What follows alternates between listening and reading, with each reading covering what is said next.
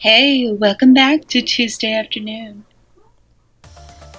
Hi everybody, it's Tuesday and welcome back. And today we're diving into the dark side of Poppy Playtime Chapter 5 to sketch the prototype.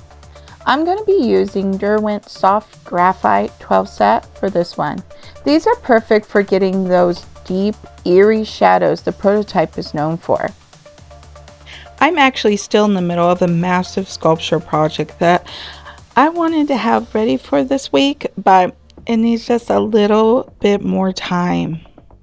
In the meantime, I wanted to jump in with this drawing tutorial so we can keep the momentum going. If you enjoyed these sketching videos alongside my usual sculptures, let me know by hitting the like button and subscribing. Your support really helps me balance these quicker tutorials with the long-term, high-detailed builds. And if you want to see any other characters sketched out, if you even want to see Marvel characters, movie characters, I can do that. I have no problem, and I really enjoy drawing. It was my first passion, and I love to revisit it. So if you have any suggestions, I would love to hear them.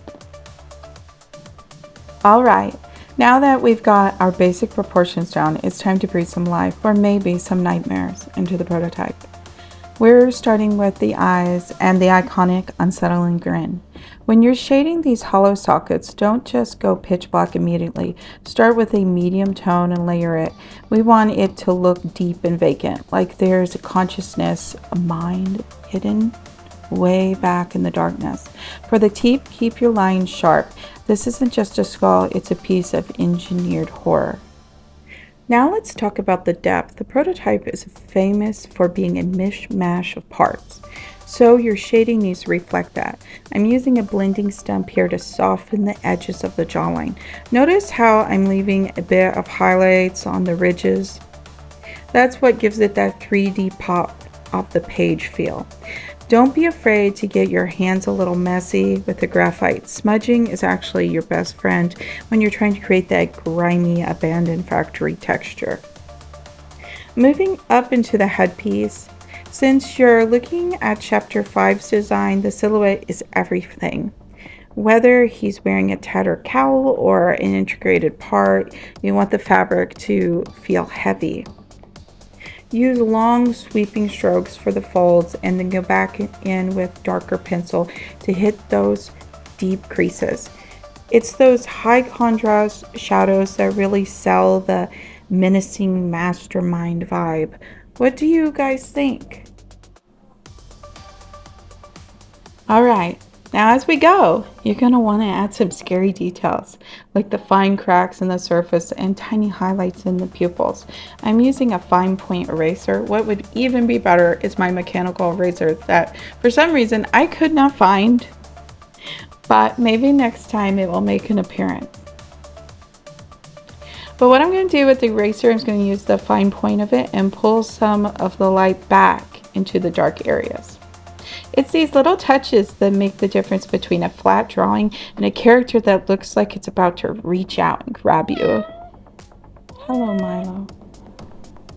Take your time here. The prototype has been waiting years to be finished, so we don't need to rush the final reveal. Now that the head is looking significantly creepy, we're moving down into the neck and starting the body. One thing you'll notice about the prototype in Chapter 5 is that he's not just one solid piece, he's a collection of salvaged parts.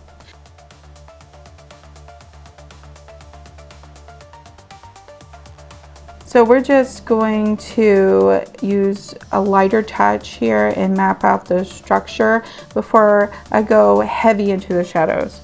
This creates that internal depth that makes his design so complex. Right now I'm just sketching out all the little details in his torso and his jacket, scarf around his neck. Just want to kind of a rough outline of all the little details before I start laying in the shadows. If you like my content, please like and subscribe. Tell me if you would like to see more drawing videos and what characters you would like to see next. If you enjoy my sculpting videos, please let me know what you'd like to see me sculpt next. I really appreciate the support and it means a lot to me. Next, after this, we're going to be drawing the arms, so we want to make sure we get the shoulders done right here. If you're going to do a black and white pencil drawing and not color pencils, I would recommend printing out a black and white reference picture, or just have one open on your device so you can make sure that you get the tone correct. Let's jump back up to this collar area. To make the fabric feel different from the mechanical parts, I'm changing my stroke. Instead of smooth blending, I'm using short, more scratchy lines to show wear and tear. Think of this as a gesture outfit that's seen better days. Although when you start the game and you see him first off, he's in pretty good shape, and then by the end, it's dreadful condition. So it just really depends on what version of the prototype you want to create. Do you want them like the really nice condition at the tea party, or do you want them after the train? You know, it's up to you which version you want to paint, but I kind of want to show a little bit of texture. So if you decide to do different segments or a different version, then you'll kind of have an idea of how to do it. We're just going to use the blending stub to create a gradient effect. We want like kind of him coming out of the shadows. So I don't want a hard edge where his jacket ends. I want him to kind of blend out from the shadows. So if you have a little bit too dark of a line, you want to erase it. What you are mainly trying to do is have the shadows create the figure. Can you imagine this thing coming at you out of the darkness? Oh my gosh, so terrifying. If you have any questions, please feel free to ask, and if I can answer them, I'd be happy to. If you enjoyed this content and you want to see more of it, please let me know below and give it a thumbs up. Without your help, I don't know what people are interested in, and if you would like to see a more detailed prototype with the legs and all the extra toy parts, then leave your comment below so I know that you want to see it.